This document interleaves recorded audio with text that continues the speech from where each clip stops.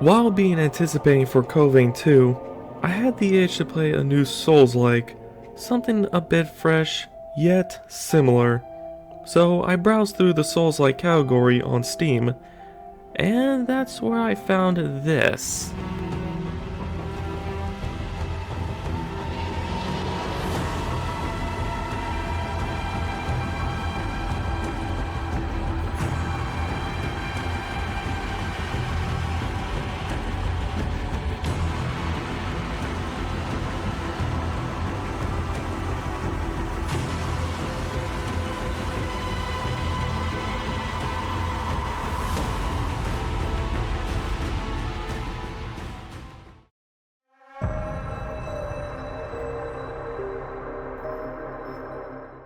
As you can see, it's basically a Code Vein inspiration, judging by the anime art style.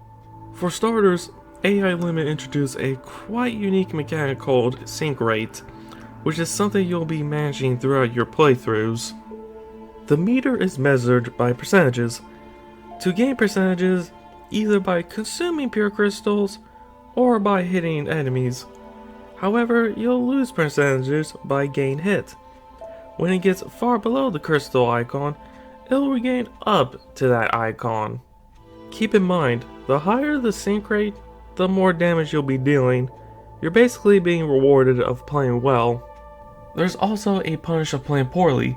Not only you'll deal less damage, depending how low the percentage gets, when it hits 0%, you'll be stunned, leaving you vulnerable.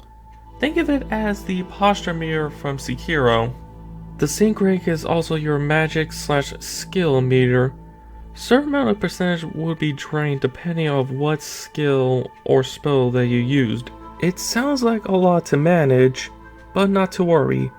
It only just depends on your chosen playstyle. Speaking of spells and weapon skills, there's not a lot, but there are plenty to use. Personally, I don't really use much of the spells, other than the self-healing, but a lot of them are pretty cool. Solid variety of weapons. Each of them has their own special move that costs sync rate. You have the basics, standard swords, dualies, lances/spears, heavies like great swords and hammers, and of course some boss weapons, like the katana, which has become a favorite of mine. The stats are pretty standard. Life for HP, strength and technique known as dexterity for whatever weapon you're using, spirit for spells or whatever elemental damage your weapon is dealing, and vitality for conversion and stability, which give improvements to your sync rate. There are outfits and headgears. Each of them had a different level of defenses and resistance. Some are definitely better than others. Not a lot, but there's a good amount. They all look really good, for the most part. There are kinds of combinations to try, especially the wigs. There are also these equipables called Main Seal, which improves some stability, changes your sync rate level to a red bar, which is by far the highest, and at some cases provide a bonus effect. Each of them had a similar level of normal seal slots, 4 to 5. Speaking of such, normal seals provides regular bonuses, like higher physical defenses, higher resistance of poison, and etc. There is another equipable called Nucleus.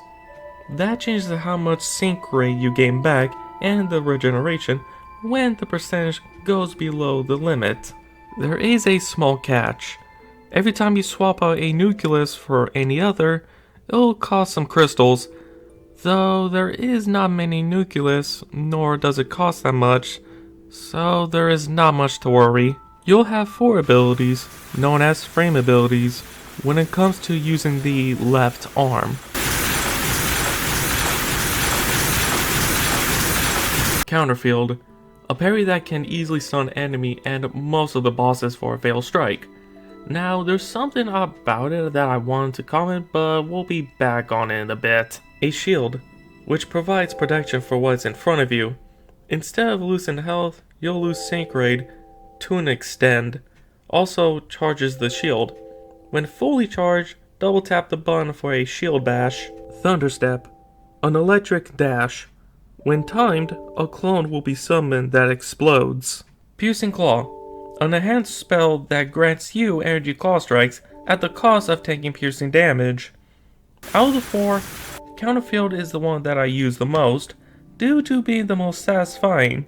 What is a Souls-like without talking about bosses?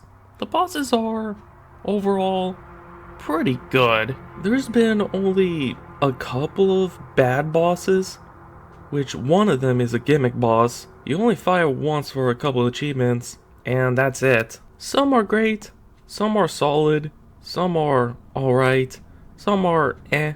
A handful of bosses that you fought in the first half become normal enemies as you progress, which tells you of how strong Orisa has become. Out of all of them, 2 or 3 if you're doing one of the side quests, the bosses were completely slapping the shit out of me. It definitely took me quite some time. Now, there is one particular part that I want to talk about real quick. It isn't the worst thing I've experienced, but still pretty dumb. It's a boss rush. There's 3 bosses. The first 2 are just enhanced versions of the regular bosses that you fought before, except they're pretty obnoxious. The last one is just a reused main boss. You have to beat them in one go. If you die, you have to start over. It's not optional, you have to go through it. Anyways, for the level designs, it's all pretty solid. Well done even. They did an incredible job on designing a post-apocalyptic world. Though the Swamp Forest is a least favorite of mine. You know, come to think of it, it's not uncommon where a poisonous area can be pretty obnoxious, annoying at the very least, to go through. Now, I'll briefly be talking about the one thing that kept me going on my first playthrough. The story, including the lore, which is pretty interesting. Now, I won't get into depth of the game's story and lore. There's plenty of videos that explains it pretty well. Though I do recommend playing it blindly, but don't worry, it's not very complicated. It's quite simple and not too subtle. There's only a handful of side quests, yet they all give you a bigger picture of what's going on in the world and what are the survivors are going to do to rebuild civilization. For example, in Delpha's questline, you have to find different soils throughout the lands to find the right soil to grow plants. Due to plant life being extinct for over 100 years, hence the only food source they can only rely on are mud balls. As stated, tasted terrible, but does provide nutrition to survive. There are plenty of other interesting characters to interact. I gotta say, our protagonist, Orisa, a given name, is a very interesting and enjoyable character. A wanderer who has suffered amnesia. For the lore, I'll summarize it in one sentence. 2 of the 3 entities known as Sphere Gods are beefing with each other. Before I forget to mention, the enemy variety are mostly pretty good. What I'm going to talk about for a bit is the one thing that kinda annoys me. For starters, the timing for the parry is weird. The best way I can describe it is this: Sekiro but delay. It can also be a little inconsistent. Like, even when the flash is right there, sometimes, just sometimes, it wouldn't count causing me to get hit. Luckily, it rarely happens.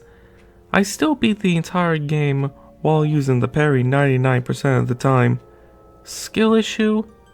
Perhaps. With that out of the way, this is a underrated Souls-like of 2025. It unfortunately didn't get the recognition as it could have, due to being released on the exact same day as the first Berserk, but it seems to do well enough for DLC. This is a Souls-like game that I feel is a real good for beginners, those who are new to the genre. Even if you are a veteran, you'll still have some enjoyment with this, whether it be the combat, story, or both. To put in a tier list of Souls-like that I've played, I'll put it in B tier.